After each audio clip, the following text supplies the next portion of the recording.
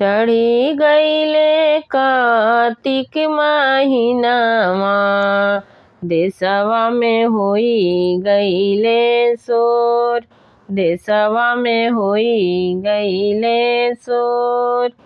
कहेले महादेव अपना गौरा से, कर गौरा छठा मनलाय, कर गौरा छठा मनलाय।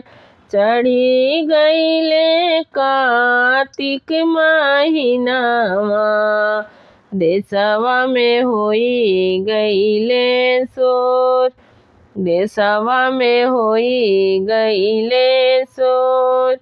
कहेले महादेव अपना गौरा से, कर गौरा छठा मनलाय, कर गौरा छठा मनलाय।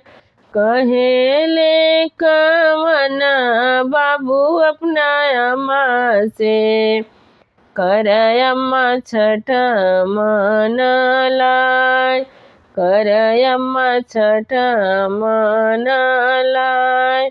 नहीं जानू छठी के बरतिया, कैसे अर्घ दियाय, कैसे अर्घ दियाय। 3 दिन के पावन बरतिया, कर धनी छठा मनलाय, कर अम्मा छठा मनलाय। दीना भूखिया साझावतिया, दूसरे दिन चलिहा छठी घाट। एक दिन भूखिया साझावतिया, दूसरे दिन चलिहा छठी घाट। साँझ के दिहा अर्घिया, भोरे मंगिहा आशीष, भोरे मंगिहा आशीष। 5 पुत्र एक धियावा, धियावा मंगिहा जरूर, धियावा मंगिहा जरूर।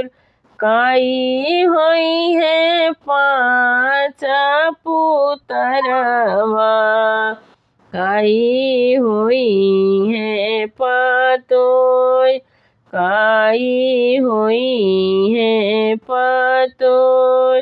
काई होई है काया धियावा, काई होई है दामाद, काई होई है दामाद।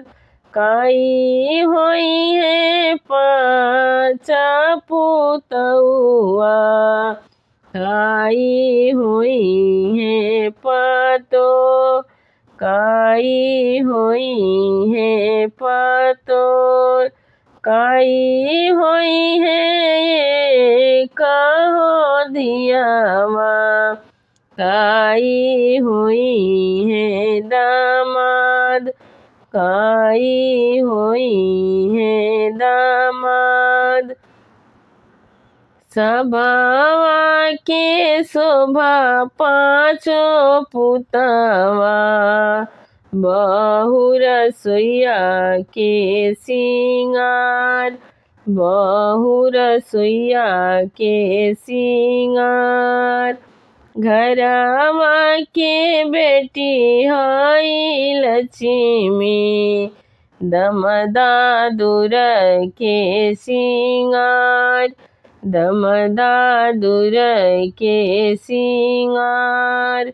घरवा के बेटी हई लक्ष्मी, दमदादुर के सिंगार, दमदादुर के सिंगार।